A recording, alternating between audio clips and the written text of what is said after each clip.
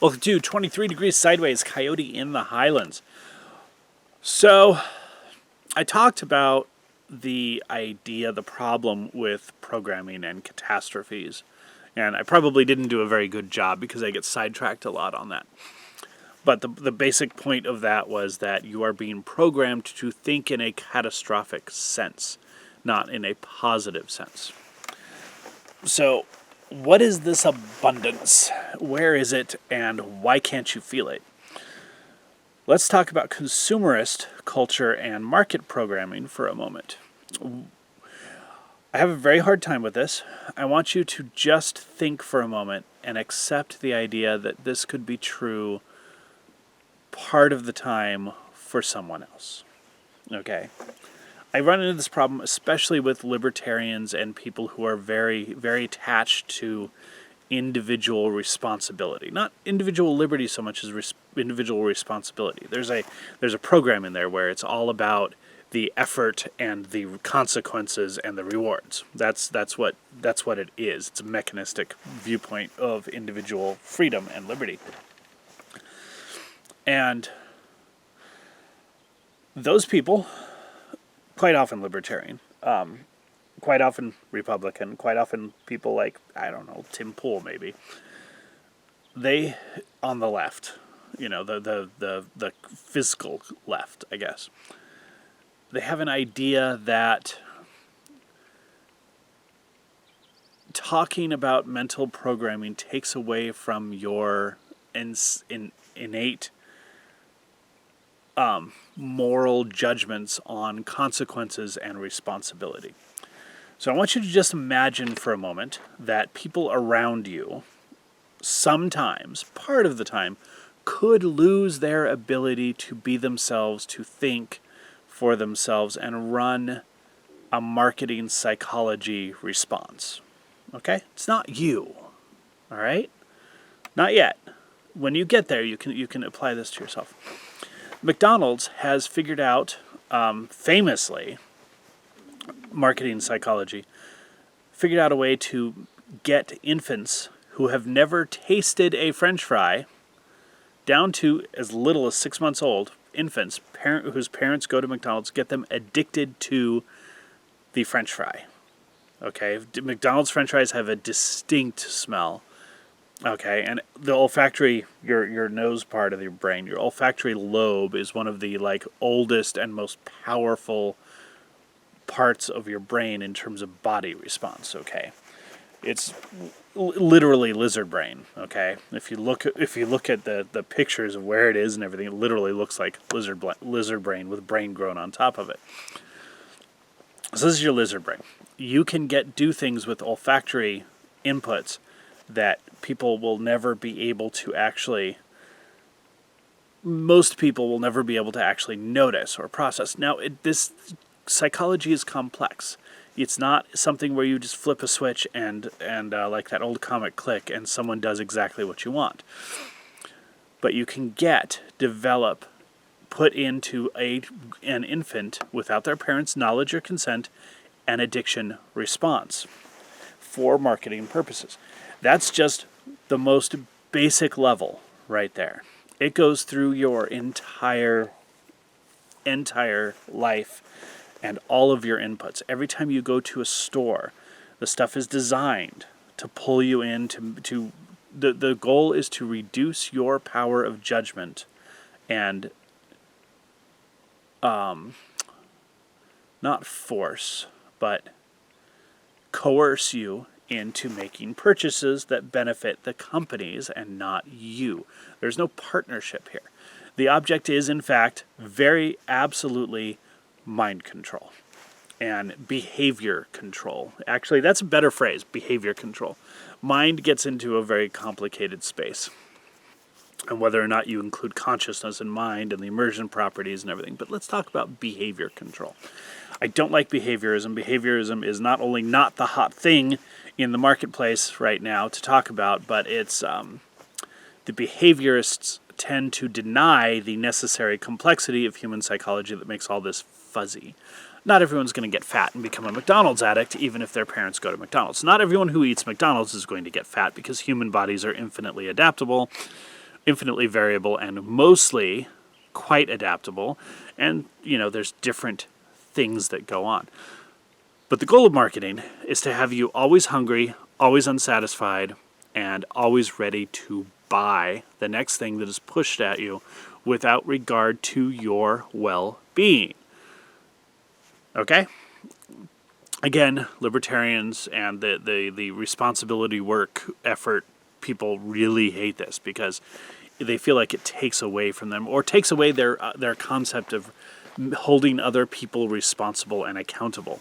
It's kind of like the current student loan argument. As I record this, there's an argument, great debate about student loan programs. And a lot of people don't want the forgiveness of the student loans because it makes them feel like someone else got a free ride, and that just pisses them off. Well, whatever. Maybe it does, maybe it doesn't. The fact is that system is broken and that we do need to do something about it. I don't think that the actual necessary changes to the university system and how it's funded, I don't think that's going to happen, regardless of whether you do anything about forgiving student loans, forgiving student loan debt, forgive $5,000 of student loans, whatever it is you do, does not matter in the long run because they're not going to change the system.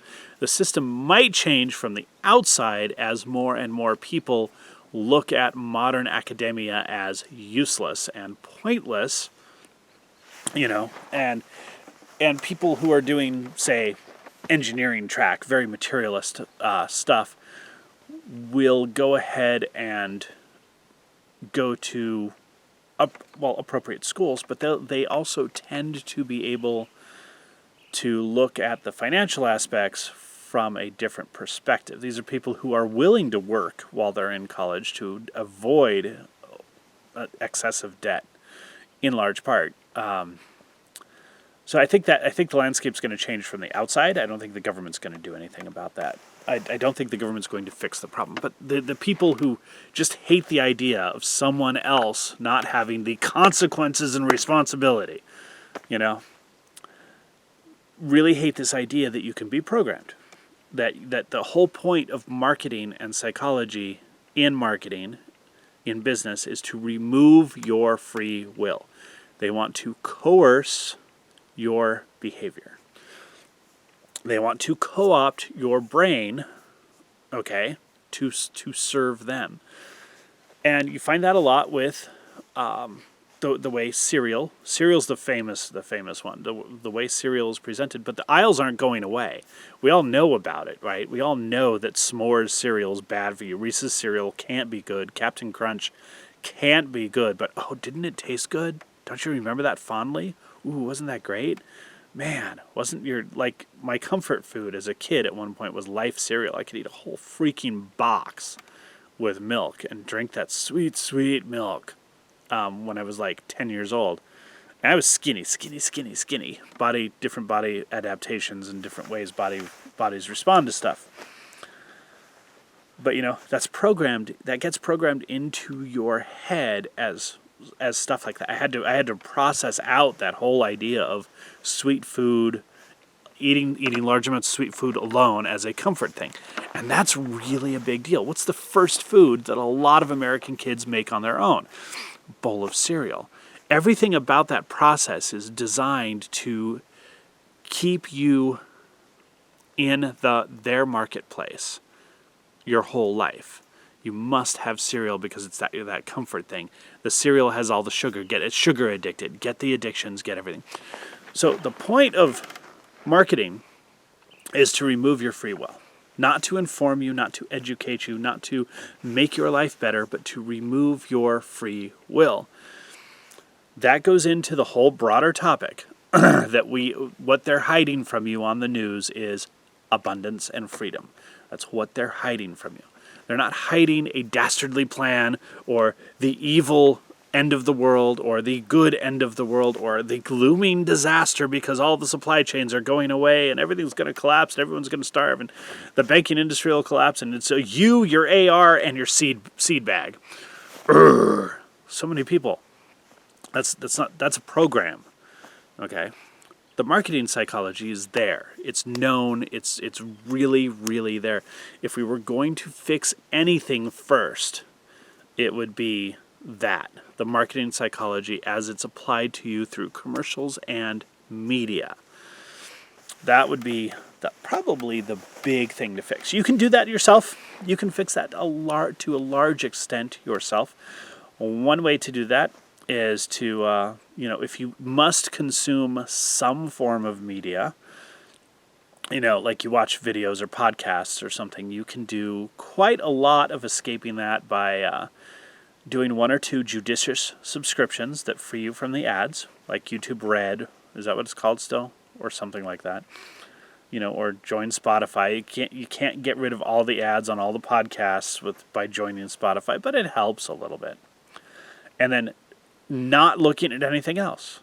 Just no ad. Don't look at them. Ad blockers are a great thing on the web, but just don't look at it. If you notice yourself seeing an ad, be like, oh, hey, that's an ad. They're trying to make somebody else's brain buy something, and I don't want it. That's fine. Some way to separate yourself from it. But minimize your exposure. Minimize the input. Absolutely, whatever you do, get rid of any cable or broadcast or large time commitment streaming kind of television. Get rid of the TV. All right? If you want to watch some targeted videos on stuff that improves your life, that's great. But look at the message. Look at what it is. Why are you watching it? If you're watching it because it's fun or because you're bored, go watch something else. Do something that is, if you're a utilitarian type, do something that is useful. Watch a well-done video on machining. You don't have machine tools, but you've always wanted to be a machinist. Go watch something that's I can't remember any of the machinists, like Ox Tool Company or something. Go.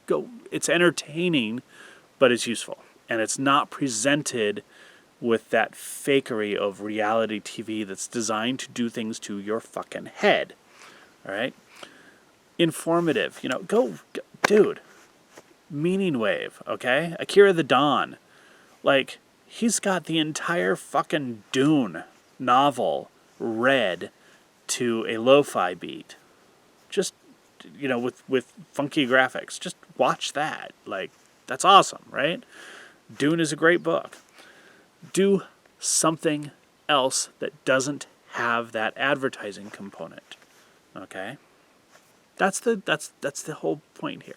Get rid of the advertising, and when you do get exposed to it, have something. Have a mantra. Have a response cycle. Have something where you say to yourself that this is programming for other people, and look for the tricks, and then just absolutely commit yourself to not wanting or buying what is advertised. Make your own list of your own needs. This will help you a lot in life. This is one of the ways to simplify and break free of a lot of other things, different topics for a different day. But right now, as part of the secretly withheld abundance, the programming of the media into doomers and everything, you're being programmed every time you're exposed to media, advertising, restaurants, or stores. Okay? So minimize that. Get rid of some of that. You can't completely get past it and above it, but you can control your psychology more or less to a large extent once you know what's going on. First thing you have to do is admit that it is possible for marketing psychologists to remove people's independent capacity for decision making. Accept that that is true. You can addict infants to your food. You can addict children to your food. Just realize that. That's the most basic thing. Food is for some reason the most basic thing in this. You can addict the children to always wanting more. I want. Advertising. Break free from that. Okay? And eliminate the inputs. That's all I got for you. Stay sideways.